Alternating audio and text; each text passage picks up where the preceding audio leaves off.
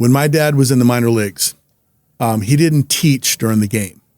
So that the pitcher at the start of the next day would have the pitching chart, and they'd be keeping track of the pitchers and all that kind of stuff. And when something happened on the field, situational, he would come over and say, put a red dot in that box. And then he would go over the scorecard or the pitching thing at the end of the game and see all the red dots, and he would make lesson plans. So he would write little index cards on and saying, okay, Doug DeSensei got thrown out of third base, made the final out at third base. We were losing 3-0.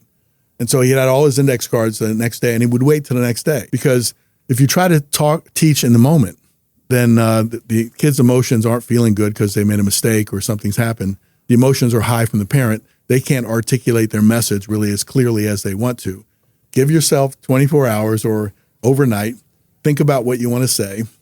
The player would come in the next day. Dad would call Doug DeSensei in and say, Doug, like the way you're swinging the bat here lately, but you can't get thrown out in this situation. We're down 2 runs, it's 2 outs.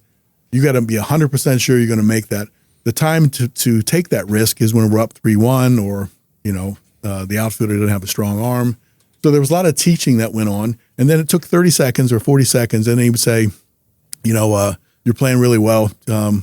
You're in there tonight you're hitting third or something like that. And the person would walk out of the office feeling really good about himself, but then he would have the lesson of the night before. So when you there's been many managers in the big leagues. Joe Madden had a 24-hour rule, I think. He had a 30-minute rule. I think La Russa had a 24-hour rule. If you lost a tough game and you had all this emotion penned up, you can do anything you want for 30 minutes. But after the 30 minutes, we're talking about tomorrow's game.